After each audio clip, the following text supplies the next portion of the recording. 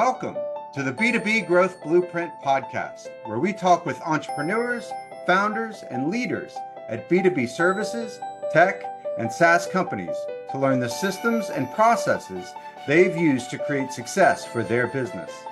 We'll also learn from marketing and sales experts to provide insights to help you grow your business. I'm your host, Mark Osborne, and the podcast is brought to you by Modern Revenue Strategies and their 10x ROI B2B growth guarantee. Schedule a free diagnostic call to learn the fastest path to double your B2B revenues in just 90 days. Hello, and welcome to another episode of the B2B Growth Blueprint podcast. I am your host, Mark Osborne. Today, I'm very excited to welcome my guest, Bradley Hamner. Bradley has launched multiple successful businesses and works with owners who are ready to move from working in the business to designing a business that runs like a well-oiled machine without them. Essentially, he's solving that rainmaker's dilemma for owners in their business. And we all probably know the skills that get most entrepreneurs to where they are today have kind of become their greatest weakness as they're running the business. And Bradley calls that the rainmaker's dilemma. He's developed a simple methodology to address it. And we're going to talk about that today, as well as some of the tools that he gives owners that they need to move from a rainmaker to an architect in their business. Bradley has also engaged the audience with his Above the Business podcast with over 4,000 downloads monthly. So excited to welcome Bradley to the show. Bradley, thanks so much for joining us. Mark, it's a pleasure to be with you. Thank you so much for the opportunity. I look forward to serving your audience today. Yeah, absolutely. So we were chatting a little bit before and would love to, sort of share with our audience. Tell us a little bit about your sort of background story and how you got to where you are today.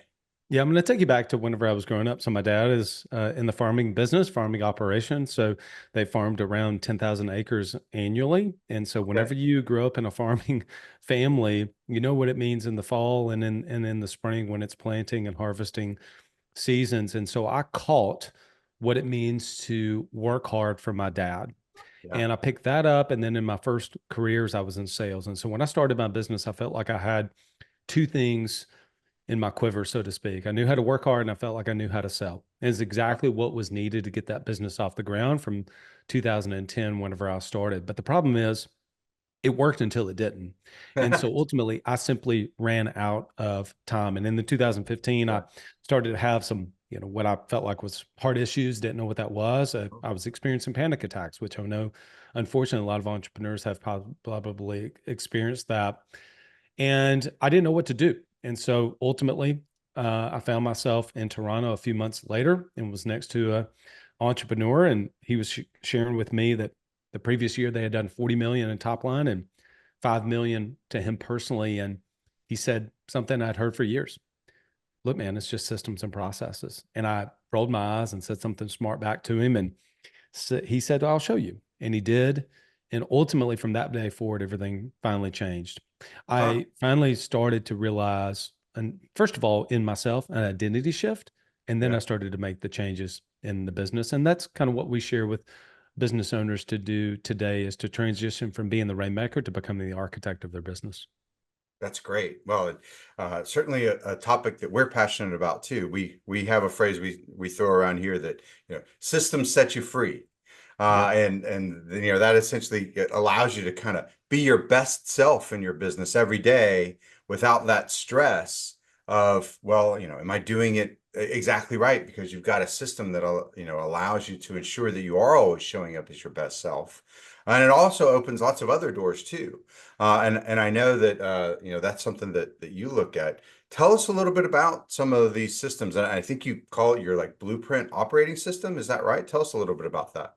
Yeah, we do. So if you're going to transition from being the rainmaker to become the architect, what architects use, they use blueprints. And so obviously you know that word really well, obviously yourself. Yeah. I want to go back to something you said around systems set you free. And I'm going to double tap on that for a second, because I think paradoxically, maybe even subconsciously, we got into business for some level of freedom and flexibility and income potential. Okay. Yeah. I mean, that's why I left the corporate world. And in 15, I almost went back because I was so frustrated with where my personal income was and where the business was. And I was working around the clock that I was like, screw this. I'm just going to go back to the corporate world. Sure. And so when I would hear systems and structure and process and routine, it felt like I was being pinned into a corner. It felt like I was Mm. like, I don't want that. See, I got into business to do what I wanted to do when I wanted to do it with who I wanted to do it. So when I hear process, structure, and routine, it feels like it's restrictive to me. And Uh-huh. what I didn't realize, again, I think this is all subconscious at the time, is that everything I wanted was on the other side of that. So to your point, I totally agree with you that systems set you free. And when I would hear that, I was like, intellectually, I get that. But see, I don't want a system. And so I Sure. had to realize that the team and the business was silently wanting and basically begging for us to be able to have structure and process into the business. And so I think for a lot of entrepreneurs, there's this like give or take as to why we at least at the levels that we work with are like, yeah, but that's not what I got into business to do. I wanted that freedom and flexibility. Yeah. Well, but ironically, again, as you say, the systems don't have to be restrictive. Like, Yeah. and one of the things that we talk about is sort of like the critical flow. So, there's, the process of taking someone from an anonymous target to a known, prospect to, active opportunity to, being a customer and then your best customer. That's a pretty simple through line. And there's not a million things that you have to do in there. There's a finite number of things that have to happen. But until you define them all, you can't know what they are, and if they only live between your ears, you can't bring anyone else to help you. So then you're saddled with, having to carry it all yourself. Just sort of saying, well, in order to go from here to there, I got to get some contact information, and in order to Yeah. go from here to there, I got to know, what their needs are, what their timeline is for making a decision, what their budget is. If they've got a problem, I can really help. Like very simple or almost even simplistic things start to define a system that then you can sort of delegate and bring other folks in to help you with those systems. It doesn't have to be like McDonald's where a dime size squirt of mustard exactly in the upper right hand corner of the bun. Like it doesn't have to be that. Like when we talk about systems, that's not what we mean. Yeah. And so it's really interesting to see that evolution happen with customers and as you described yourself. Yeah, no question. And I totally agree with you. And what I didn't realize for all of those years, those first 5 years of business or so, is I didn't realize to what you just mentioned was actually it's not it even gives me more freedom and flexibility when those things are actually in place. That's And right. so then I needed to face the monster, so to speak, which is I don't know what it looks like. I don't know what people mean by systems and processes. And so I remember one instance in particular that someone was on stage and talking, and he was just kept talking about the system that they had to do this thing. And I was like, oh my gosh, I got to get my hands on the system. Right. And so I, found him afterwards and said, hey, is there any way I get a copy of that? He said, yeah, sure, sure. Email me. So I Sure. emailed him and, it's like a month later, he finally sends it to me and it's a one page, it's a one pager. That's And right. listen, I love one pagers, the simplicity, but I mean, it was like 10 bullet points. And I thought, there's no way this is this profound system that we're talking about. And so it felt like the Wizard of Oz. It felt like, Sure. will somebody let me behind the curtain of like what this actually specifically looks like? Everybody talks about it, but nobody actually ever shows me how to do it. And so when I was in Toronto and met that entrepreneur, I think there was something about the fact that I had just truly hit burnout a Yeah. few months prior to that. I was really at my wit's end. And I think there was that. Plus, he was a financial advisor and he had built a financial advising company. And so I guess I had it in my head of what I thought that they did in revenue, maybe half a million Yeah. to a million. And so when he said 40 million dollars, I was like, oh my gosh, what in the world? And Yeah. then when he showed me what their systems and processes actually look like, it was just this fundamental moment where I thought, oh, well, that's what it takes. That's actually what it looks like to have a company doing $40 million. And so for forever from that point forward, the bar was raised for me to realize, okay, well, Bradley, if you want that, that's what you're going to have to give. And full transparency, I never set out the goal of getting a company to 40 million, right? That is irrelevant to the point, which is that I finally saw what it actually took and what it actually looks like to be able to do that. And so that's the path I started on. And it took me a couple years. I mean, Yeah. full transparency, like I was guiding myself of trying to figure it out. But instead, we finally did the work. Instead of putting it on the calendar and missing it, like, oh, this is when I'm going to document my systems. I Right. finally actually started to do it, and we started to see a lot of success, and it built upon one another.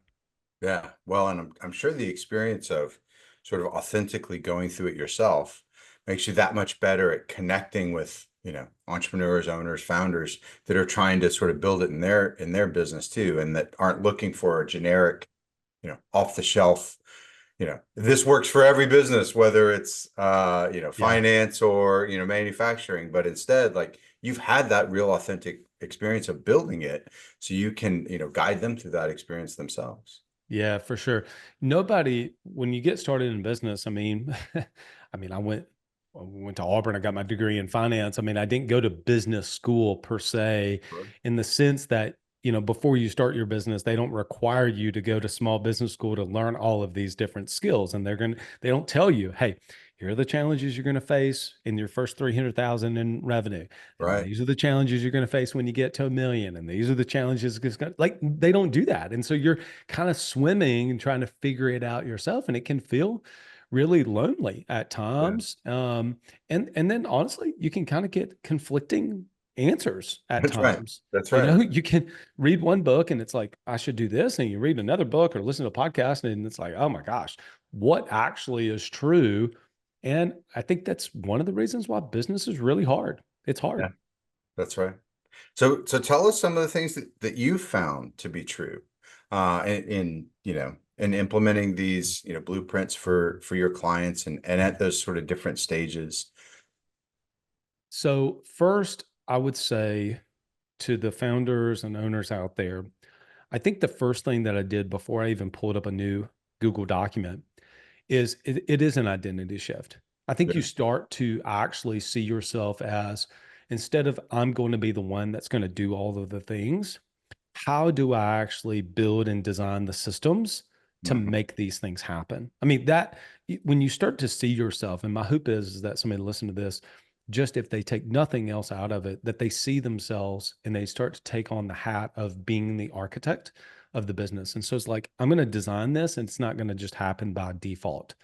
This is where I really want my business to look like. This is where I want us to try to go. And I'm going to go build the systems to make that happen, as opposed to I'm going to go do all of the things. And Right. that's a fundamental shift. Yeah. I think the second part of that, then, to get tactical for people, is you got to have, before you even go around even documenting what it is that you do, I would suggest to you that you have what we call Rembrandts in the attic. You actually have incredible assets into that business already that you've created over the years. You've got great Word documents, you've got great Excel spreadsheets, you've got great whatever other systems that you have. And so, really, just having a way to organize those digital files, as an example, that in and of itself is incredibly valuable. And Yeah. so, sure, with our members, we talk about, like, how do you actually create really well structured documents so they're uniform across the organization. But more than anything, you don't want to send your team or yourself on scavenger hunts. Hey, where is that Google document or that Word document at? And where's this and where's that? We've all had that experience before. And so, even having a place where things are Yeah. matters a tremendous amount. And so, I'd encourage people to consider a spring cleaning for their digital files. There's a great book called The Magic Art of Tidying Up. And so Huh? she goes in and goes into a closet in the master bedroom, takes everything out, and then goes by those pieces one at a time. And Yeah. she either donates them or gives them away. We would consider that archive them, just create an archive file, right, in your Google Drive, Dropbox, etc. And then go and strategically begin to place those things where they should specifically be so you can find them, and as well as your team can find them. So we call that optimizing for retrieval, not Yeah. for speed. So we optimize for retrieval, not for speed. So those are two things I would encourage people to consider as how to get started. Is first, see yourself as the architect. That's an identity shift. And then number two, you already have Rembrandts in the attic. You already have things that are quality assets in the business. We just need to be able to have an organizing function so that we can actually find these things. Yeah, I love that phrase, Rembrandt's in the attic.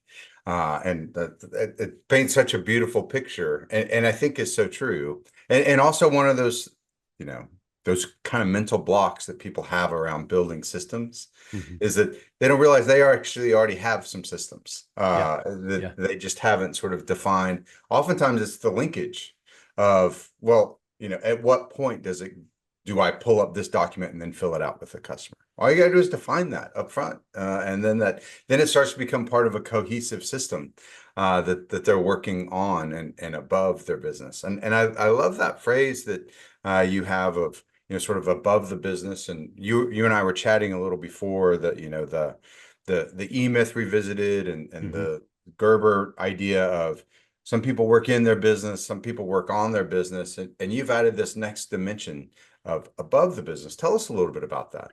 Yeah, we love Gerber's work. I mean, I think if you've been an entrepreneur for a minute, you've heard of that book or read that book, Sure. several times. And so love that idea of work on, not in.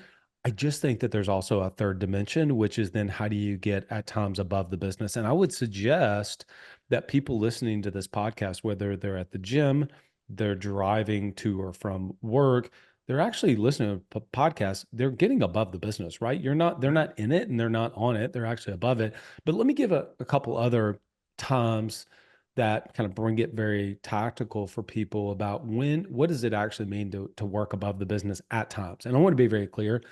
I think that there are times that you're on, there's times you're in, and there's times you're above. There's never this place where you get to where you're only up in the clouds above the Sure. business, living 30,000 feet all the time. I think that you kind of shift between those dimensions. So, a couple times for above the business, I'll give you one for weekly and I'll give you one for quarterly. So, one is the discipline of spending at least 60 minutes every week thinking about the business. We think the most important thing you can actually do for your business is to spend time thinking about the business because ultimately every idea that you've ever had has started as a vision or some idea that you've had in your head and then you go and execute on it. And so slowing down enough to have the discipline of thinking time, go to Starbucks, go to your favorite coffee shop, certainly get away from the office and Sure. spend time thinking about the business. And then the second one is very similar, but it's quarterly. So I love the discipline of looking at your year as 4 quarters. We're talking before. I'm a college football fan, and college football is about to kick off this weekend, and so Sure. we're obviously excited about that. So, but looking at every quarter and spending a half a day every quarter to get out of the office, and I think half a day works, and Yeah. to reflect. What were the things that we did really well this quarter? Write them down.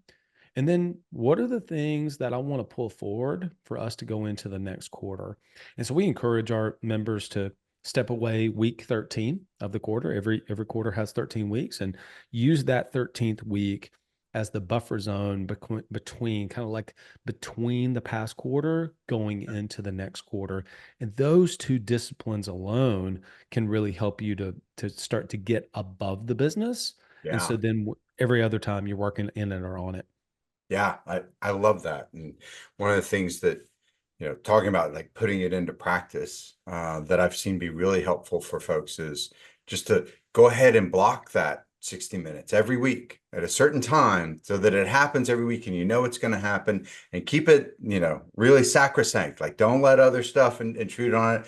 That client will be there begging for you to do something on a fast turnaround in another 60 minutes. So taking the time to really sort of separate. And we find that, just having that sort of set time, your brain starts to sort of look forward to it and start to mentally prepare for that creative thinking about the business. And what we talk about like a 292 framework for planning, where we want to have a 2-year plan, and then we want to, have sort of 90-day objectives and then 2-week sprints so that we're accomplishing against those on that sort of 292 framework. And so then every, 2 weeks, you're dicing up what you're trying to get done over that 90-day period. And then every 90 days, you're dicing up that 2-year plan. And then on a regular cadence, you're reworking that 2-year plan, which gives you a chance to not try to eat the whole elephant at once. Yeah, But at the same time, it starts to show like how you're going to work your way through it. Because if you're just thinking about the next 90 days, sometimes it can be like, well, I'm never going to get to where I really want to go. sure. And likewise, if you're not dicing that 90 days into 2 weeks, you will never get to where you want to go. Yeah, I love that. I And think that's great. so, I love that. Love that framework. And one thing I want to double tap on that you mentioned is it's so easy to put it on your calendar to, you know what, like I'm gonna do my thinking time on Friday morning at 9 a.m. after I take the kids to school, depending on sure, where you are in your sure. life. And it's so easy to get that and see that, and the reminder pops up on your phone. You're like, you know what? No, nobody's pushing on me to do it. I mean, you and I had our call today. I wasn't going to just be like, nah, never mind. I'm not gonna do that. No, I've got somebody else. That's And right. so I think it's, if we can get to a place to where, and this is obviously what we talk to our members a ton about, is that when you start to just do a few for the first time, the people start to see the downstream effects of it. Yeah, And it really is one of those, we've all heard this adage of small hinge swings, big doors. And it's yeah, like, well, what is that? What does that actually look like? And I will tell you, I think Sunday night planning your week out on yeah, Sunday nights for 45 minutes, but also spending the discipline of once a week, 60 minutes thinking time, those two are small hinges that swing massive doors yeah, for the business. And so you've got to, whatever you have to do to be able to get yourself to commit to not breaking that commitment to you that you have to yourself. I'm telling you that I don't think there's anything more important to the business than to be able to spend that time thinking about the business. yeah. Well, and one of the key ways that people get there, and you and I were chatting about this a little bit before, is, sort of taking the, sort of the ownership as the owner of the business to delegate some of the tasks that are using up too much of your time so that you can't afford that 60 minutes of time thinking about your business, or that, 45 minutes of planning out your week. Instead, you're just, sort of deep into it. How do you, sort of approach delegation? How do you, sort of implement that in businesses so that people can find that time to build those hinges that move those big doors? Well, it's obvious that you and I are very much aligned in frameworks and concepts, like things that we can take away, specifically frameworks of like, how do I think about this? Because Yeah. if I just started down a path of just talking about, general best practices of delegation, my guess is everybody would be like, yeah, I've heard that before. Okay. So I'll give you two specifically. I'll give you one that is somewhat of a concept, but I'll give it into some really specific things. But I'm going to give you two frameworks. One, we call it the 3Ds, and the other one is permanent delegation. And we match that up against the difference between permanent delegation and boomerang delegation. Okay. Okay. So we'll get into what that means. But I just want to, for a second, seed for your listeners this idea when you think about delegation, we actually encourage our members to put the word permanent in front of it because it's a totally different, it makes it go like, wow, okay, well, that's a lot more serious. I want the thing permanently delegated. That was an understated subconscious thing. I don't want to delegate. I just want to delegate it and I never want it coming back to me. Okay. So we'll come back to that one in a second. But 3Ds. So do it, document it, delegate it. Do it, document it, delegate it. So let's just give an example. Sales. So I think as an example, let's say you're in that 300,000 to a million range. Hmm. One of the biggest things that you have to begin to document specifically, then delegate, is like founder led sales. My Mhm. guess is if you got it to that first 300,000, it was off your back. Mine That's right. was. Yeah. Mine was. And a lot of my audience and members certainly was off their back too. So how do you then begin to do it? Well, you've done it. So you're doing it and Right. you document it as you are doing it. See, the biggest thing that I kept thinking I was going to do is I was just going to go through the week and then I'd get to Friday afternoon, lock myself in a dark room with a computer and coffee. And then I'm just going to document everything I did. That does not work. It just doesn't Right. work. You don't have time for that. We tell people the time will never come. If you put that on your Google Calendar, I'm going to spend 6 hours documenting our systems. Forget about it. Like you're not going to do it. You'll miss that. You'll delete that. You'll kick it down the road. I did it for years, kicked it down Yeah. the road. Yeah. So what we encourage people to do is to document it as you are doing it. Yeah. When you're on a call with someone, what did you actually say? And maybe even write it down and then immediately go to the Word document, the Google document to be able to document it. Because I don't think you can delegate something that's not documented. Yep. For Your absolutely. team, Yeah. your team cannot read your mind, but they can read a document. So we call it the 3 Ds. So do it, document it, then we can begin to delegate it, which leads us into the next framework, which I mentioned a minute ago, permanent delegation versus boomerang delegation. At the end of the day, I don't want to delegate something that just ends up coming right back around and hitting me in the face. I want to permanently delegate this thing. Okay. So we've talked about one element of that, which is look, if you're going to permanently delegate it, it has to be documented. But I Yeah. want to give, there's kind of a lot with this, but I want to give one specific thing that I will tell you is, I think, the biggest game changer when it comes to around delegation specifically to another person. Now, you and I can get into in a second talking about delegation or really kind of delegation to AI or automations. Yeah. But what we're talking about currently right now is around the delegation to another person. And often what our teams need is a visual representation of what it is you're delegating. Yep. It's a visual representation. So a lot of the things I've kind of been alluding to sounds like a lot of words on paper or in a document. And that is true. But when there is something around the visual representation, what I mean, I'm talking about, it doesn't have to be on something pretty like Miro. Sure. We use Miro, but you don't have to be that. It can be a whiteboard, it can be a flip chart, or it could be good notes on your iPad and you're just sketching it out, or on your journal that you maybe have, and you just map it out right there and put Yep. boxes and take a picture, throw it on the document. I'm telling you, that alone, it still is, well, maybe not as much anymore, but it's so surprising how deeply that cements what it is you're delegating to your team when they just see, oh, it goes from this phase to that, to that, to that. Oh, that's actually really helpful. So doing that when you're delegating something along with the written, the visual component of it helps to be able to have permanent delegation versus boomerang delegation. Yeah, that's amazing. And two things I want to call out there that I love your framework of, do it, document it, delegate it, permanently delegate it. I'm definitely stealing that phrase from now on. But the idea of, setting some mythical 6 hour time block where you're going to sit down and document everything, it never happens. And that's totally true. In fact, one of the things that we do is we'll oftentimes sort of create a role of like a systemologist. And I'm stealing that phrase from Yep.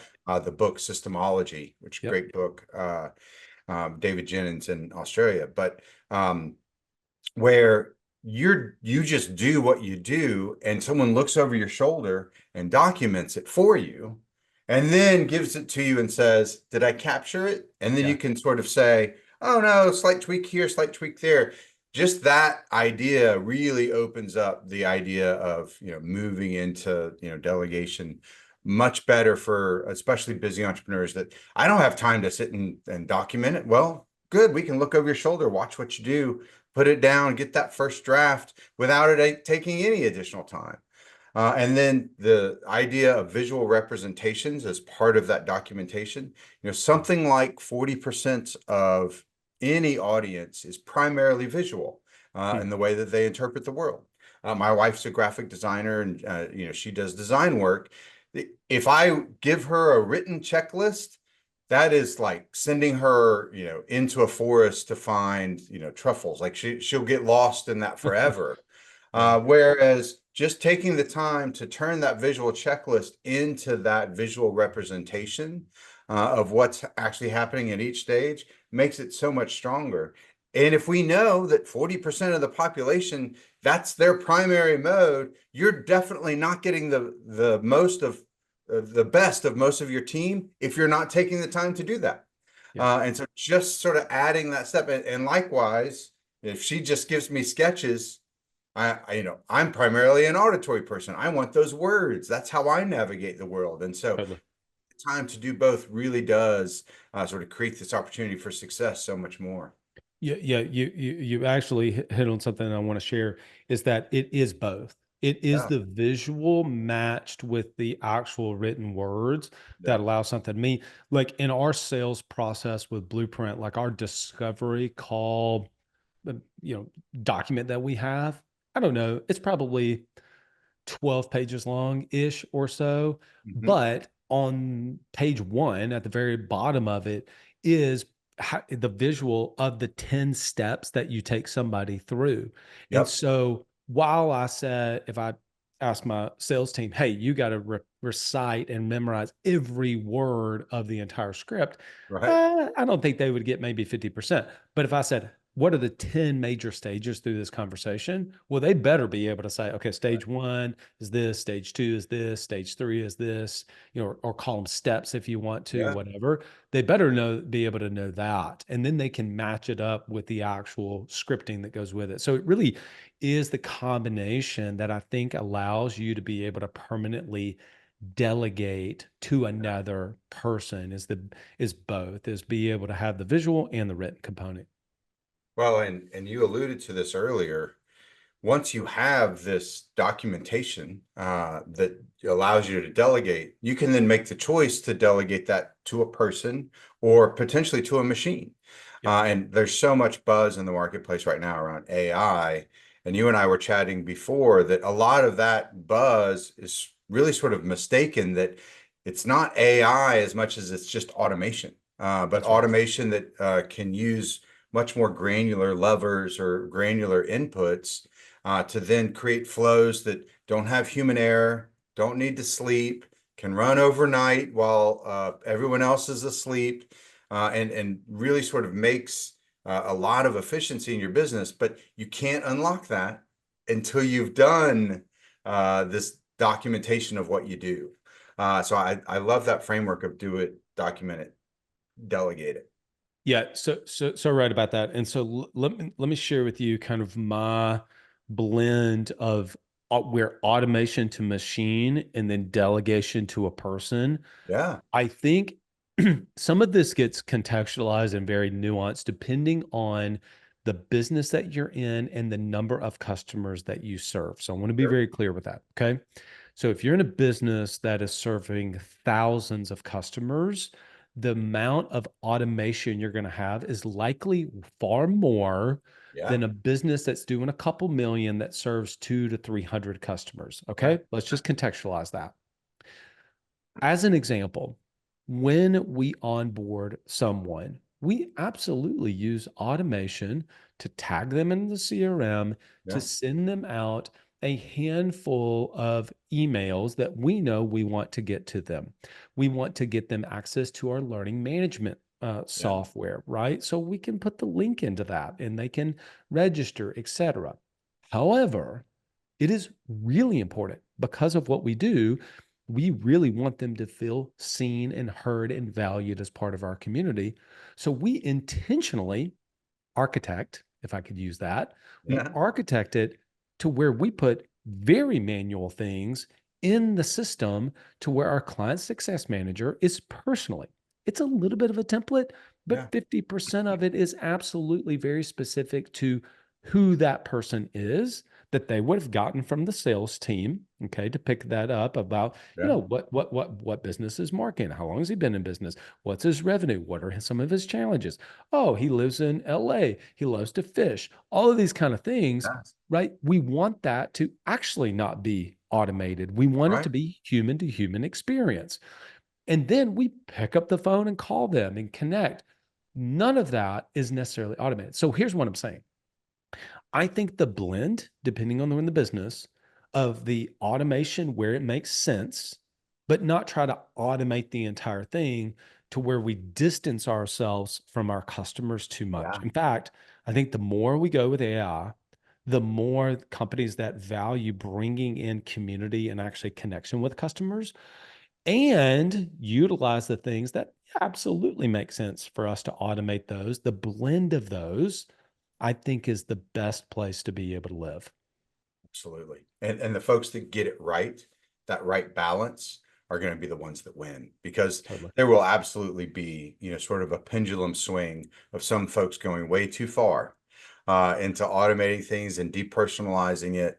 And you're going to have to do it some just to keep up with the efficiency Yeah. that's sort of mandated in order to operate. But those that go too far will definitely lose. I'll give you like one very specific one that I just did actually today. So I don't always do this, but oftentimes I'll write a long form message in our community to our members. Uh-huh. And so I wrote one kind of going into Labor Day weekend at the time of this recording, and I was talking about just the value of stepping away from the business.